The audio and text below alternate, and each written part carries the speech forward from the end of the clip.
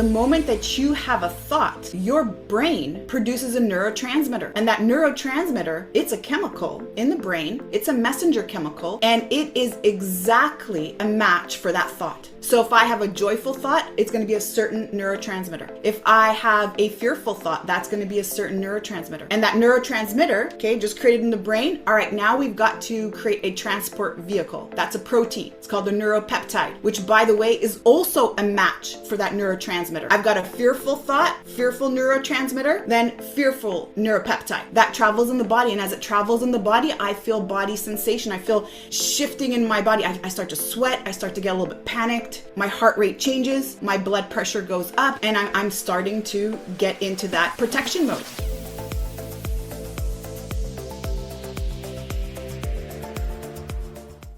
Well, hello and welcome to day 4, where we're going to be talking about the gut-brain connection. And my goal for you today is to present this in a brand new way.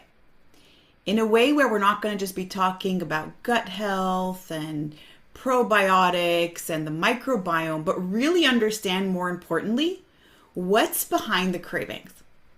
How is our nervous system intricately related to the gut, and how do they communicate? Because as you know, you've heard of the gut being referred to as the second brain. And there's a reason. There's a reason why we call the gut the second brain. And more importantly, do you ever notice that when you first have an intense emotion, when something really shocking happens, like you hear sudden news about something, or you suddenly feel a lot of heartbreak, or you even have that feeling in your gut that something's about to happen?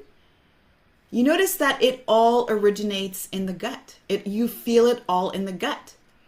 And so our feelings are not just something that we experience because of an outside influence, but our feelings and our emotions are also something that are trapped in the body. And I'm going to talk to you about this today because emotion is energy in motion. Today we're going to be talking about how emotions manifest in the body and stay in the body.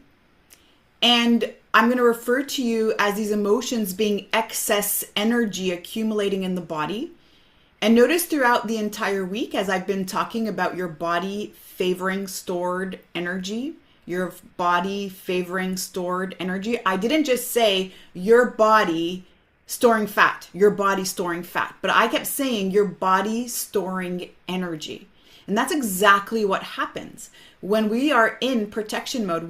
When we are locked into sympathetic nervous state, our body is favoring stored energy.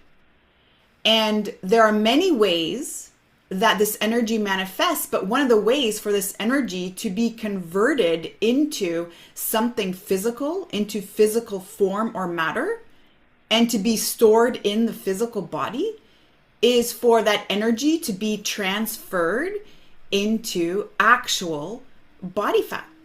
So we'll get into that in a little bit. We're going to nerd out a little bit more. And Michelle's going to put up a poll question in just a moment. But before we do that, tell me if you did do the homework assignment yesterday where we went through our binge cycle and we started to look at our triggers and we started to see what that unwanted or dysregulated emotion was and how we used substance or food or something to distract us to cope with it.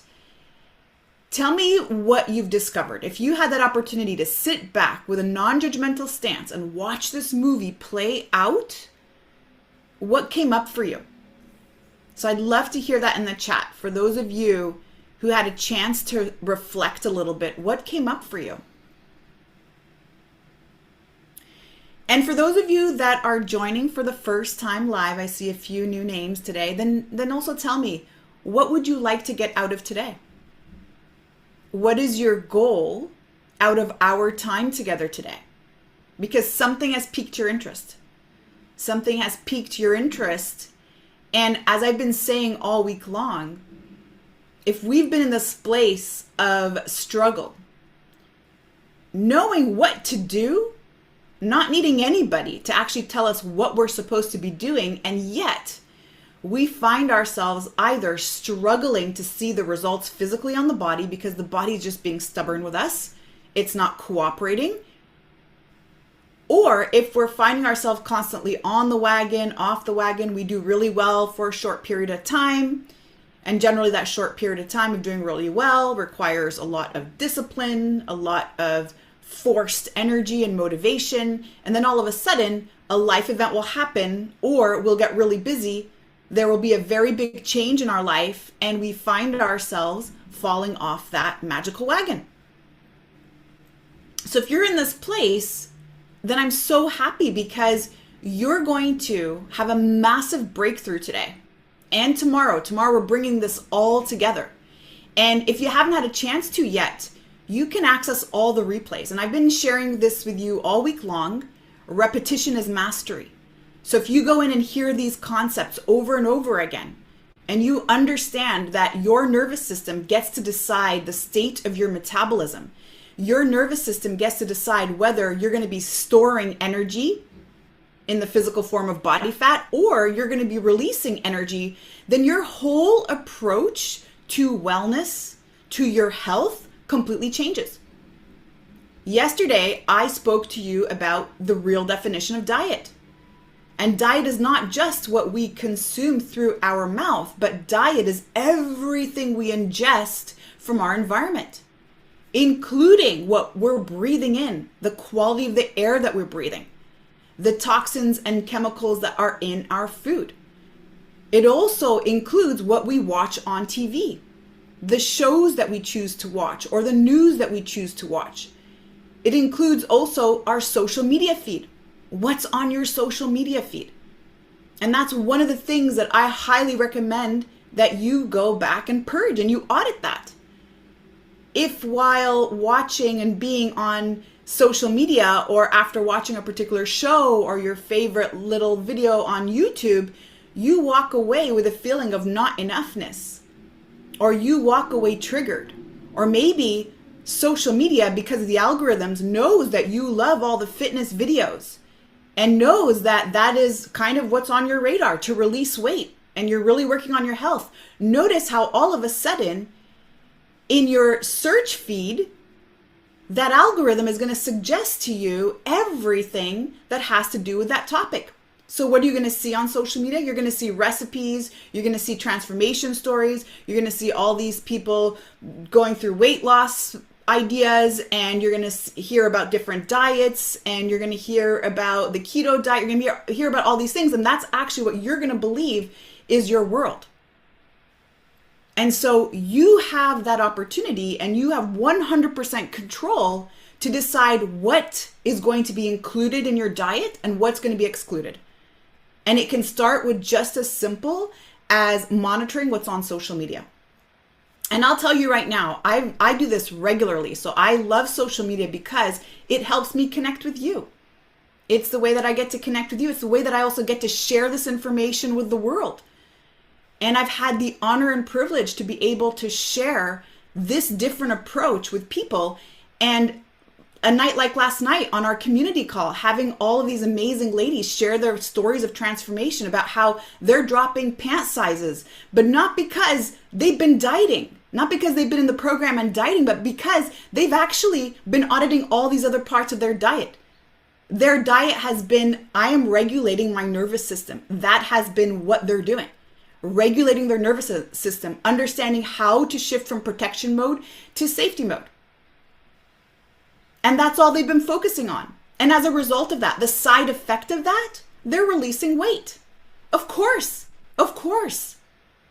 Because when you're in protection mode, when you are in fight or flight, your body senses danger. It senses unsafety.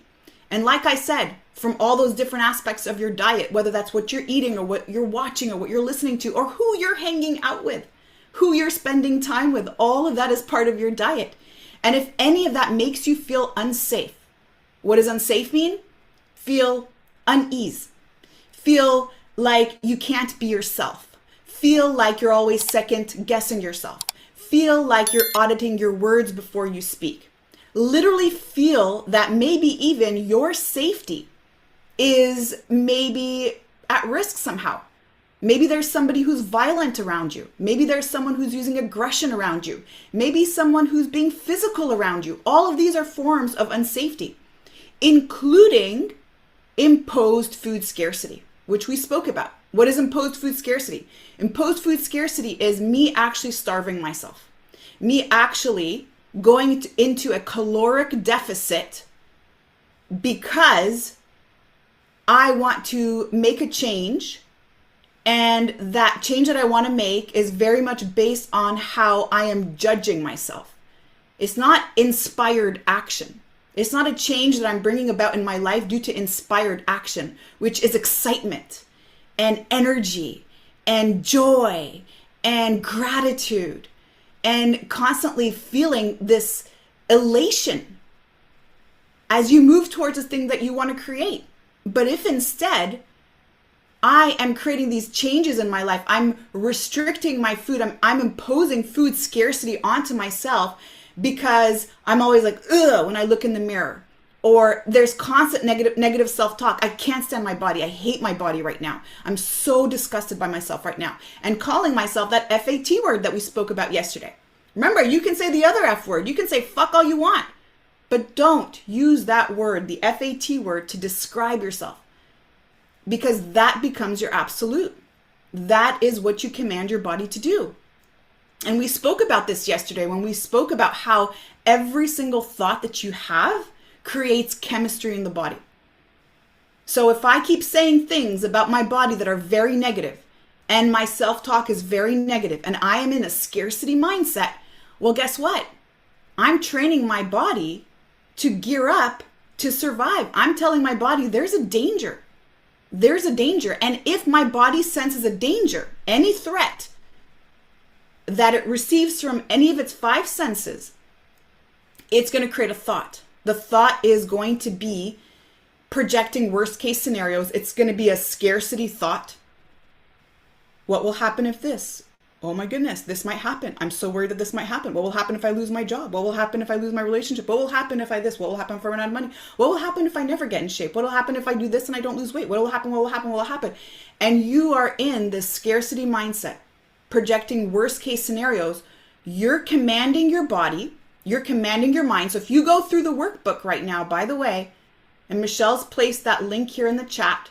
I also sent you the email earlier today and gave you the workbook link. And you'll find all the workbook links on the replay page when you go back and access these videos.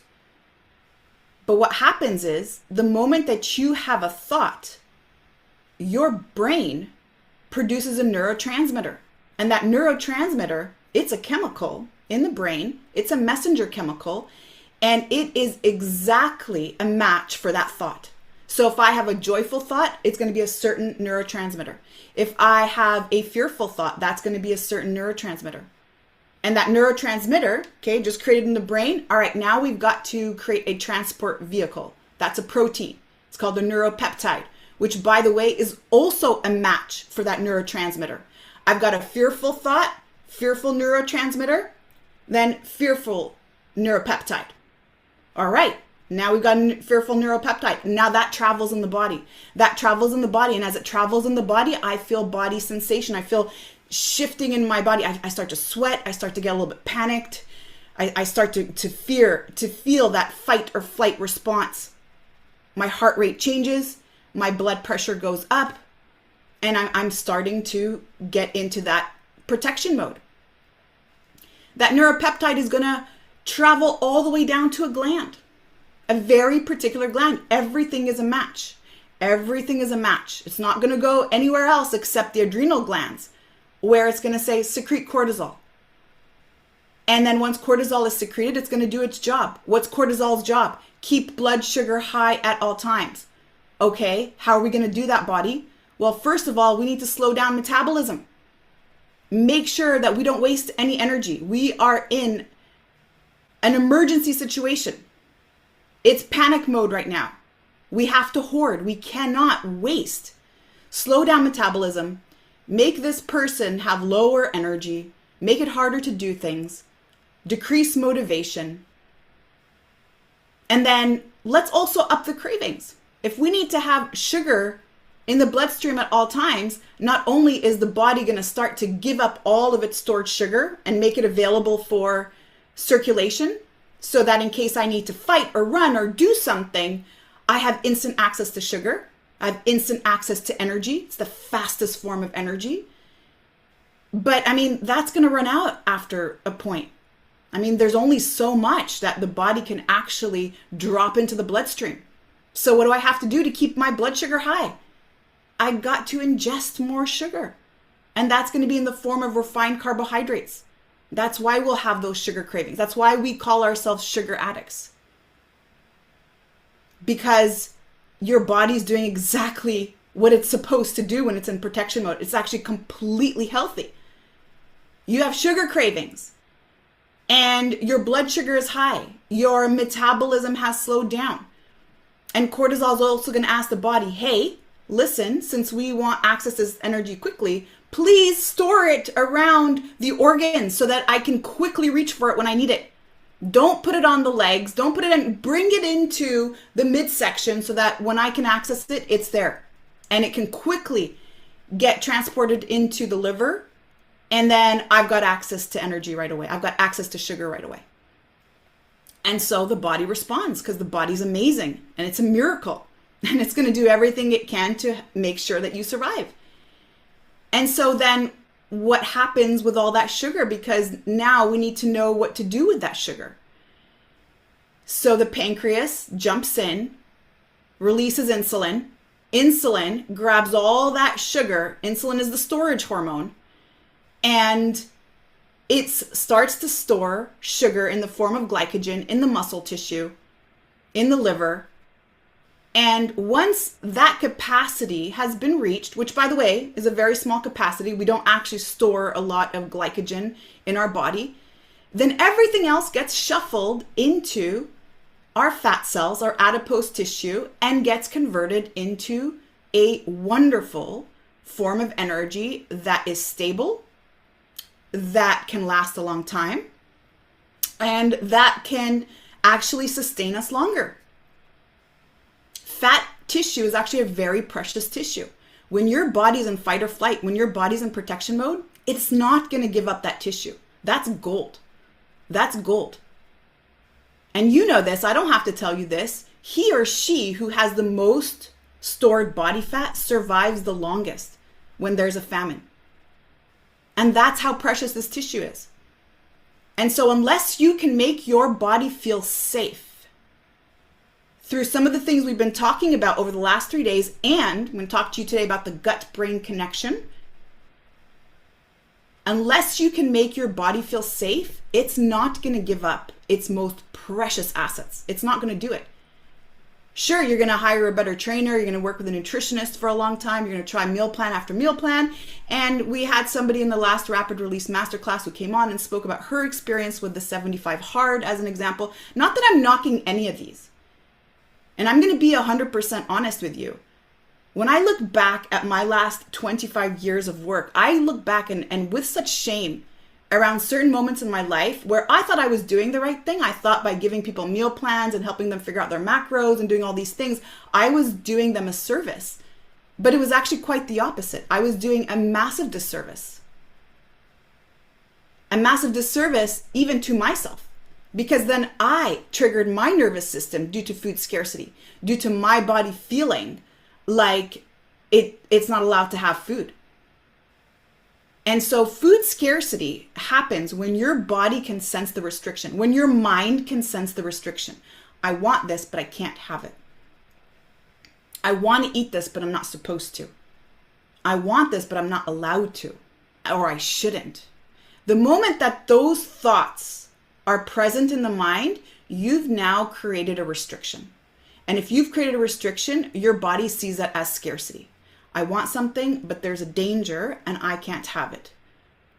Body doesn't know, oh, I'm trying to release weight and get a 6-pack and get into my bathing suit for the summer, or maybe it's my class reunion. It doesn't know that. It just knows I want this thing and I'm not allowed to have it. And on top of it, it senses the danger because of the negative self-talk.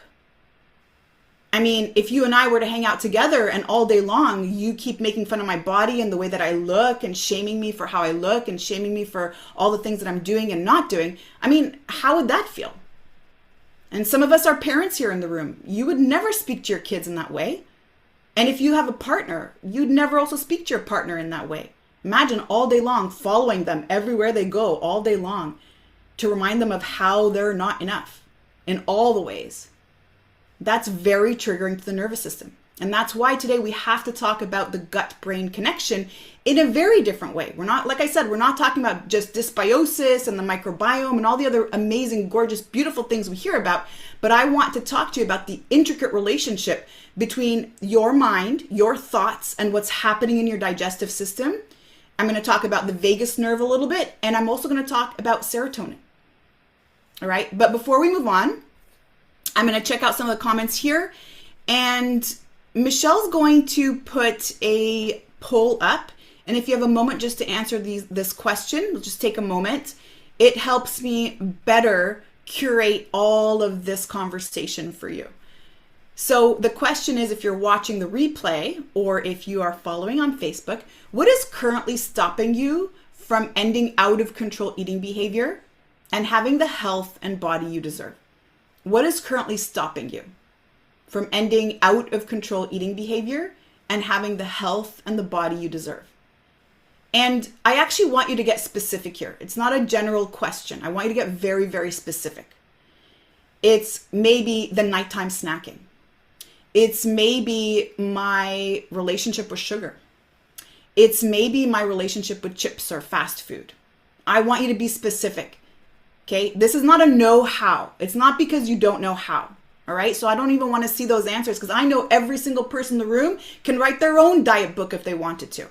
And you know it's not about that. You know it's not about information that you don't have to move forward. It's about the behavior that you're doing. And so I want you to think about which behavior.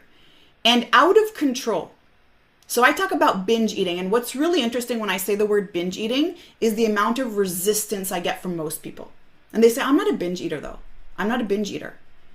And the reason why we resist this word is because when we first learned about binge eating, it was back in grade school where we were learning about eating disorders and we were learning about anorexia and we were learning about bulimia nervosa. And what we learned was binge eating is you sitting down in one sitting and consuming a large amount of food up to the point where you feel very ill so that you can purge it later. There's two ways to purge. You can either vomit or you can also use exercise as a form to purge, by the way.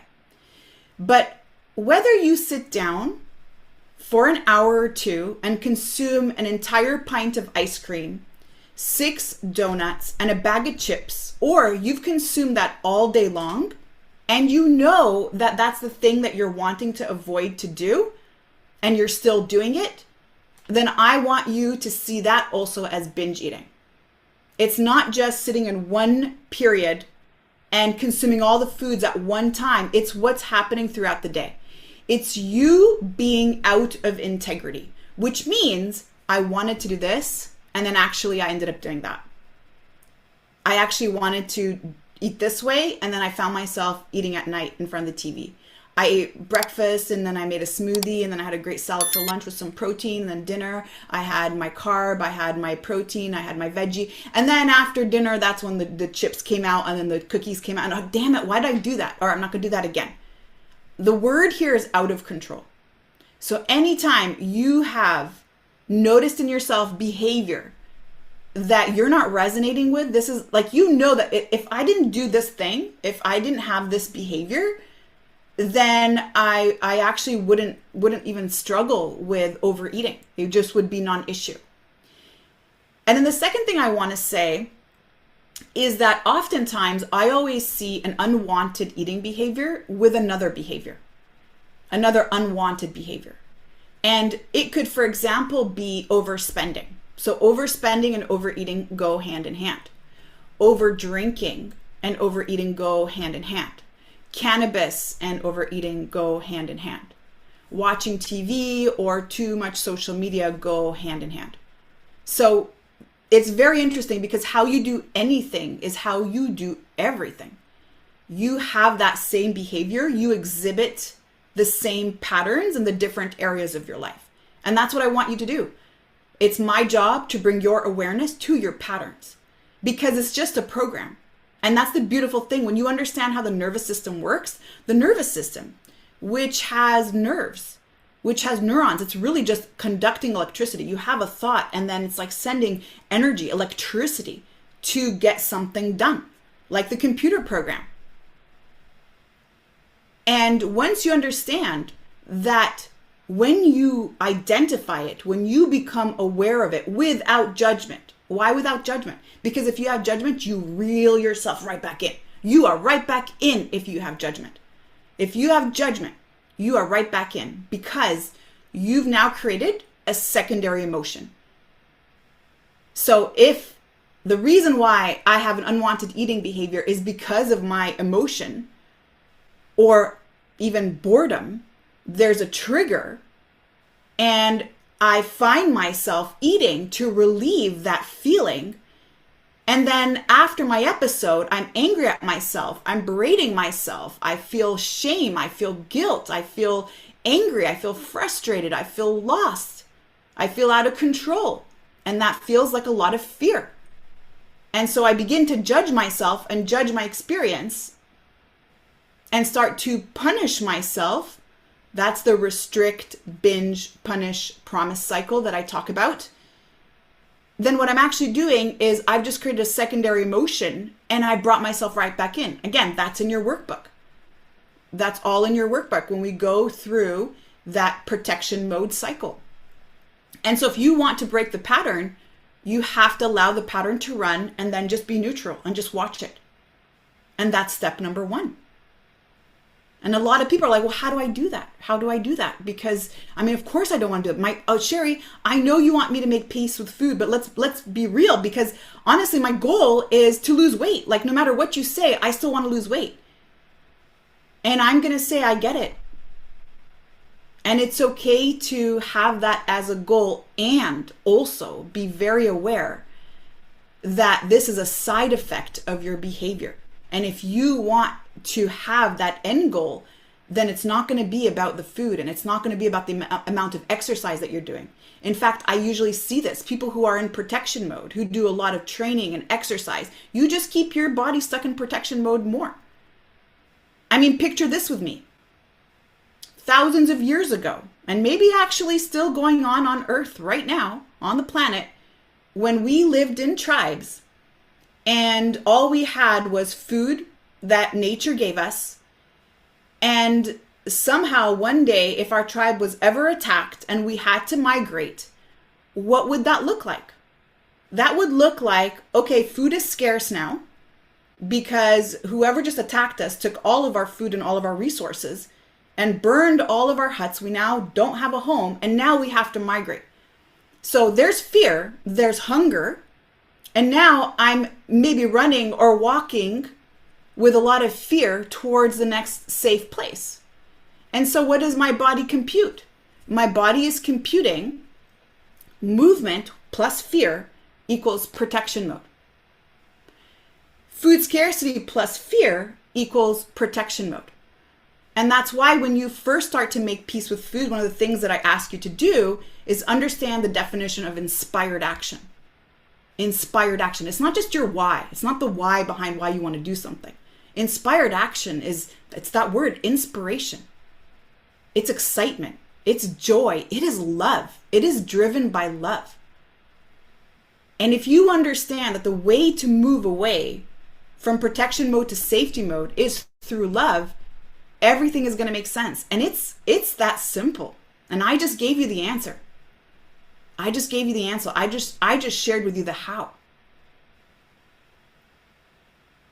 And that's the thing that we're actually seeking. We are seeking love. That's what we're seeking.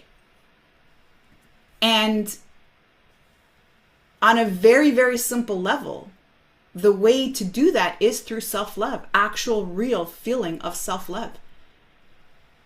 And I'm curious, put a 1 in the chat. Put a 1 in the chat if you find that challenging to do. Just to love yourself through things. Just to be kind to yourself, to be your biggest fan. to say kind things in your body and to your body, to say kind things to yourself, to be your greatest cheerleader. Yeah, that's right. That's right. And that's the part that we have to work on, because that's actually what we're seeking. When we eat in a way that's out of control, what we're actually seeking is love. That's what we're seeking. And I shared this in the community call last night. There are 3 hormones in the body that are feel-good hormones, that are our feel-good hormones. There are 3 hormones in the body. The first is dopamine, which you've heard me talk about all week. The second is serotonin, which we have to address today. And the third is oxytocin. Now, dopamine is the reward hormone.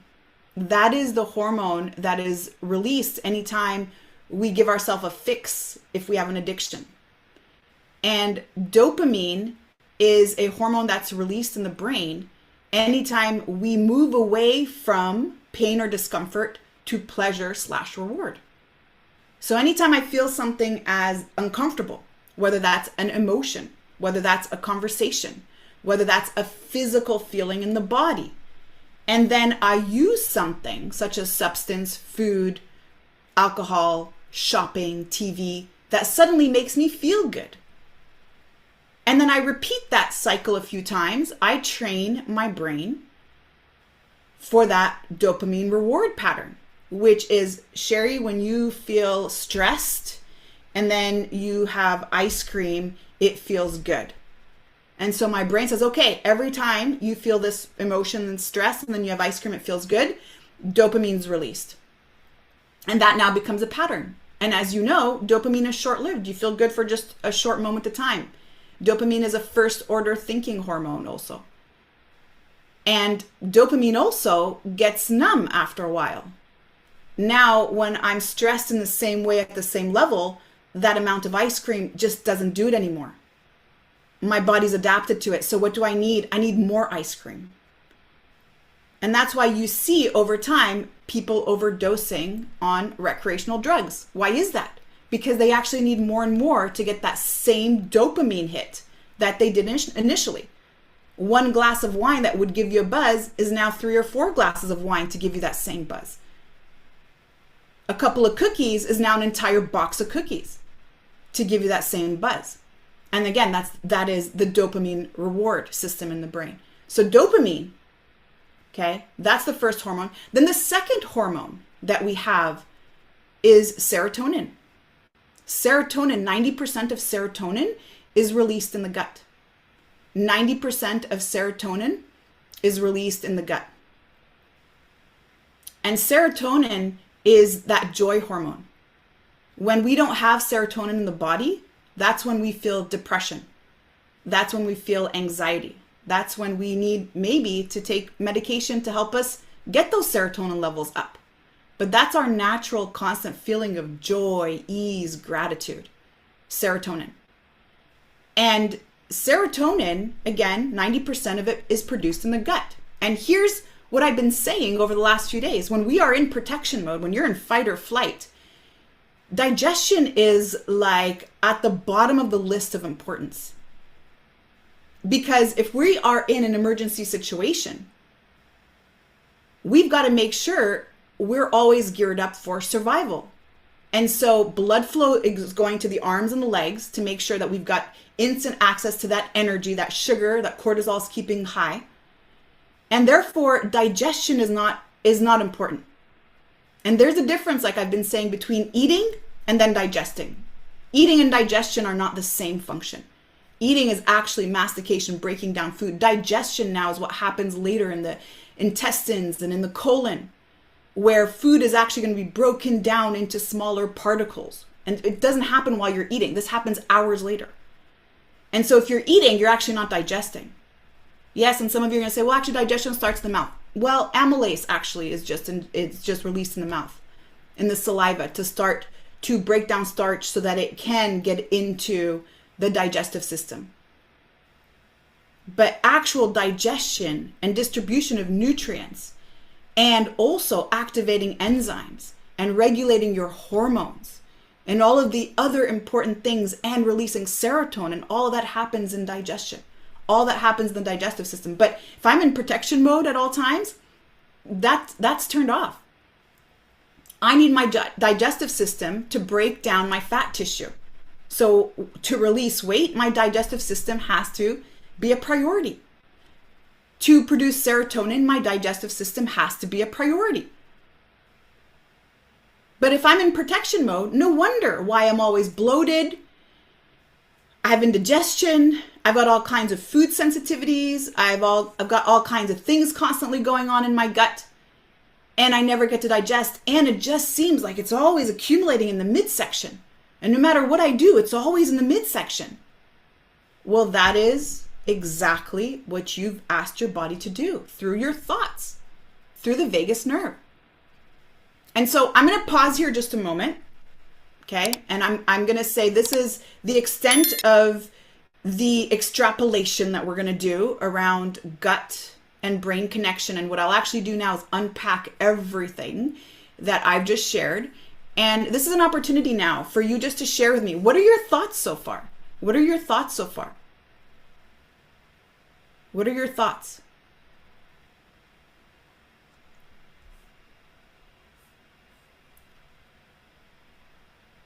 And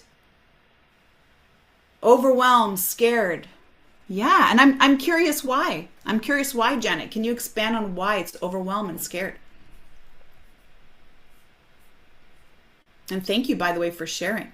Lana says, makes a lot of sense. Deborah, what's next? Therapy to fix all this. Yeah, we're going to talk a little bit about that in the next few days, how to do it. And the word fix, okay? The word fix. I want us to be mindful of language because fix actually implies that something is broken. And nothing is broken. Nothing is broken. It just needs to be shifted. And, you know, I always make these jokes in the community calls, Make Peace with Food community calls. We talk always about how there are three main things in life that actually trigger us into protection mode. So the things that bring a lot of stress and overwhelm and challenges in our life are, number one, relationships. Number one, that's like the first thing that will bring you any discomfort and take away your peace. Number two, finances. And number three, your health, the state of your health. And so when you have any of these in your life that are really taking away your peace, you're going to be triggered into protection mode. And so we've been actually going through finances over the last few calls. And we're talking about how to handle stress with finances, how to handle overwhelm with finances, how to even understand how to manage your finances so that you do actually take away that overwhelm. And it's so interesting because I make a joke all the time.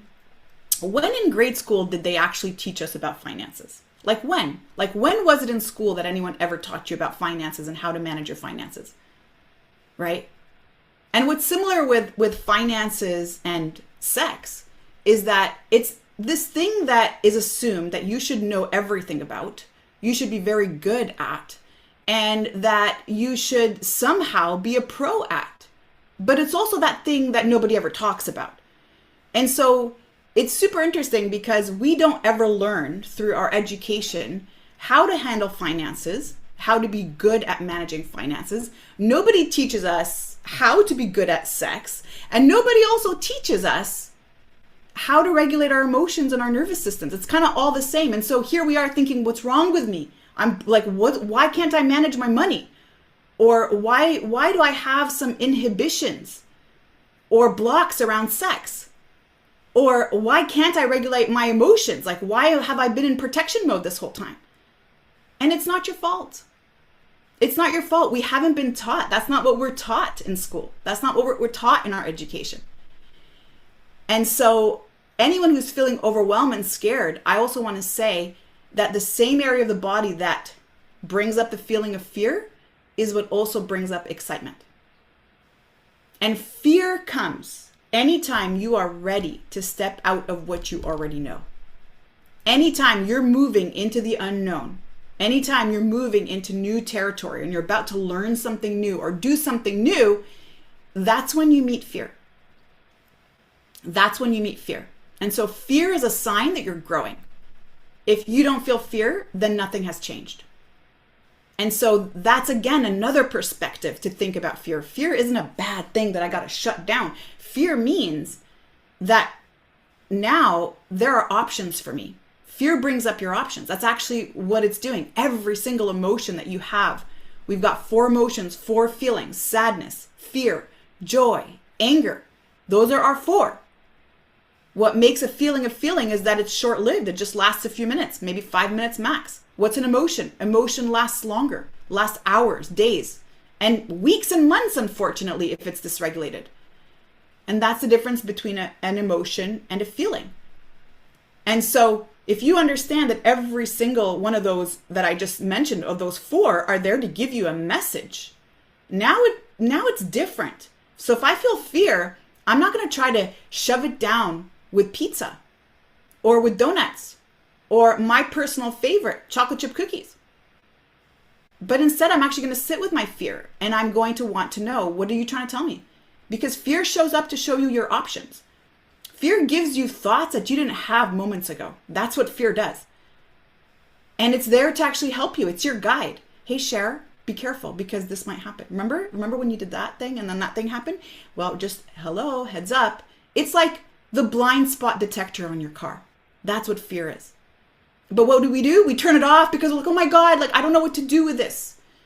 And I shared with you that as a child, up until the age of 8, we feel emotions as physical pain in the body. So we've done a great job turning it off. And that's why I want you to join me on Monday when we do our inner child healing. Because you're going to get to some emotions that have been stored, that have been trapped there, that you weren't aware of. So I'm going to pause here a moment and read a little bit more of these comments. Patty says, this is news to me. Digestion is not same as eating. That's right. Eating is one function and digestion is another. Martine, makes so much sense. Thank you for that feedback, Martine. Also, let me know if you have questions about anything. Calvin, midsection, bloated, indigestion, spot on. Step 1, awareness and understanding. That's right, Calvin. Absolutely. That is step 1. Lana, money is not a math problem. It's a mindset problem. Yes, I needed to hear this today. Today's explanation makes me hopeful that I'm able to change my habits once and for all. Feels like what you are talking about is fundamental and not a fix for 6 months or so. That's right. It's not and that's the thing. We can't, if I always see myself as broken, then what am I also saying? That there's a defect of some sort. And I'm not. But if I honor my body, like, thank you so much. Like, you're awesome. You've been in protection mode. You've done exactly what you were supposed to do because you sensed everything, because I sensed everything as danger. And you just did what you had to do. And thank you, because we survived. I went through that divorce and I survived it. Yes, I ate all that ice cream and I survived it. Or I went through that traumatic event in my life and I freaking survived it. And thank you. Like, I needed you, and you did exactly what you were supposed to do. And now I'm good. And I'm ready to sit in the things I was not able to sit in. I've got that strength now. And I've got that awareness now, like Kelvin says. And that's huge. That's huge. And what I want you to take away from today's conversation about the gut and the brain is that every single thought that you have creates chemistry in the body. That's why I gave that diagram to you one more time today. Because if you get this, like, this is going to make sense. Like I shared earlier, what you want is oxytocin. That's really the one that you want. What you want is love. Oxytocin is the hormone of love. That's actually what we're after. That's what we're here to do. That's why when you're in love, there is no time or space. It's like it all collapses. That's why when you do something that you love, it's like, whoa, was that 6 hours? That's why when you're spending time with people you love, you're at ease. Like, you can be yourself and be so silly and talk about your sharding stories and nobody judges you. And that's really what we want.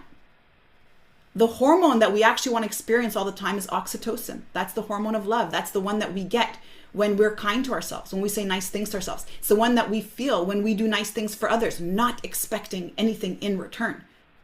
It's that hormone that's released when we're contributing. when we're being generous with ourselves, when we're being patient, when we're hugging people, when we are petting our animals that are part of our family, when we're holding our children, when we are just doing this to ourselves. You're releasing oxytocin just by doing this. That is the hormone we're after. And we don't know how to access it because of all the negative self-talk. And so what do? Because the body needs to regulate. When you're always in protection mode, it needs to diffuse that. How does it diffuse it? Well, through food. Because it can't access oxytocin. There's too much negative self-talk, so there's no love. All right, plan B, serotonin. Wait a minute, plan B just failed because I'm always in inflammation. I'm always eating not only the foods that don't serve me, that are creating physical trauma in the body that my nervous system is reacting to because of the chemicals that are in there and the toxins that are in there and all of the preservatives that are in there and the colors. And on top of that, because I'm in protection mode, digestion is not important. When we rest and digest, when we are in parasympathetic or when we're in safety mode, that's when the healing happens. Well, I can't heal if I'm always, first of all, eating, digesting, trying to digest those foods that are undigestible. I'm always in protection mode, turning off my digestive system. So now serotonin, okay, can't access that. Well, what's left? What's left? Dopamine. Dopamine's left. And so it's like I borrowed money from Deborah to pay Janet. Then I borrowed money from Janet to pay Lana. And it's like this constant, I'm in debt with everything in my body. But really all I want is oxytocin. And so I use dopamine for that quick fix. Dopamine, as you know, that is an instant relief. It feels good for a second. Why do we get buyer's remorse? Why do we feel shame or guilty after we consume something? We were feeling like super joyful moments ago while we were eating it. It was like, pleasure. And then after that, second order thinking kicks in. And then it's like, why did I do that? Oh my God, did I actually eat the whole roll? Is this starting to resonate? Give me a 1 in the chat if you're following, if you're resonating with me.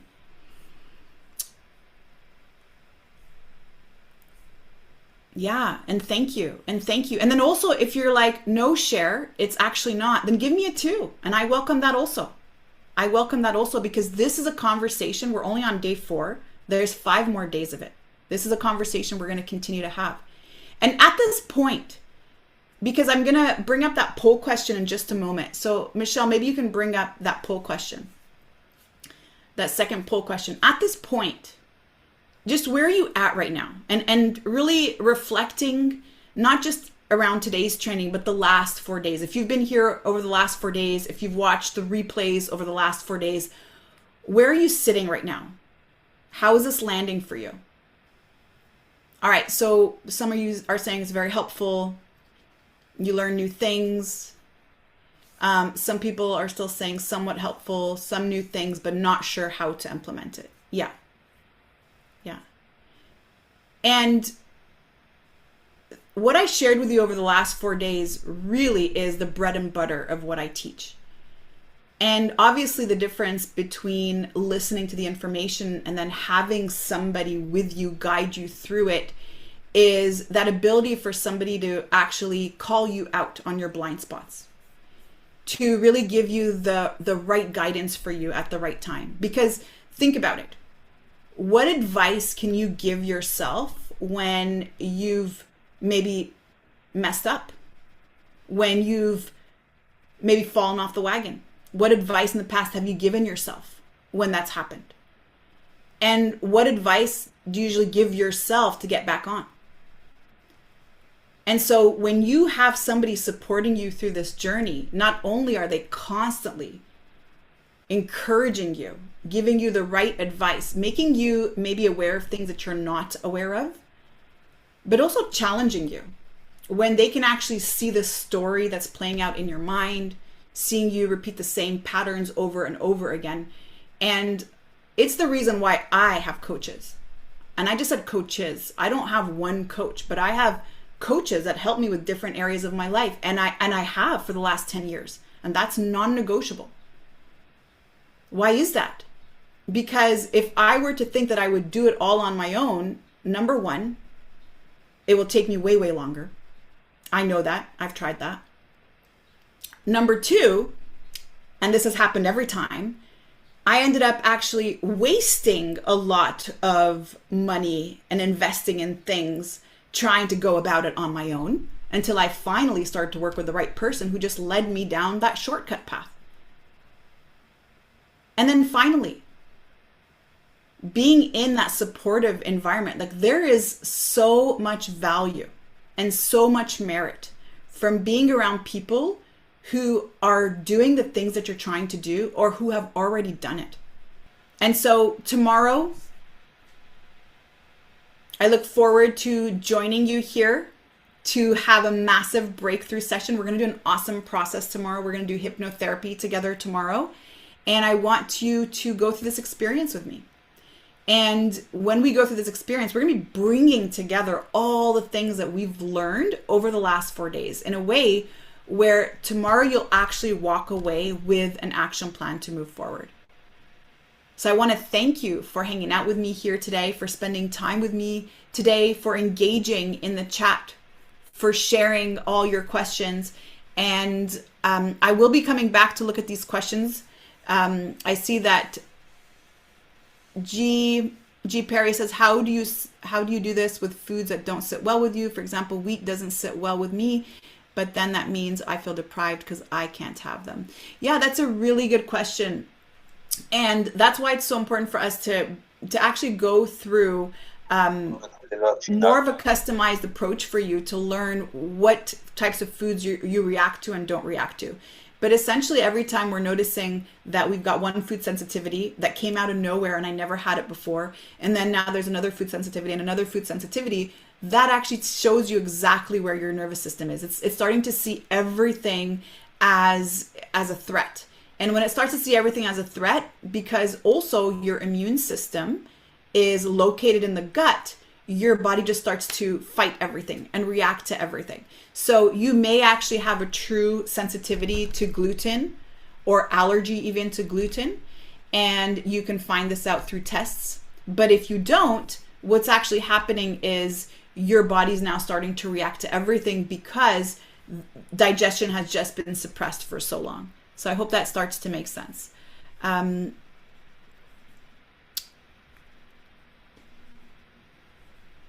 And then somebody says, and I get this often, if I stop counting calories or restricting, I'll gain the weight I've lost. And this is such a good question. And I actually will open up tomorrow's conversation with the answer, because this is so good. This is probably one of the best questions, most common questions that comes up. Thank you, Melissa, for sharing it. And I will be expanding on this again a little bit more tomorrow, because there are so many things to unpack with that. But again, I want to thank you for your time, and I look forward to continuing this conversation with you tomorrow. I'll see you then.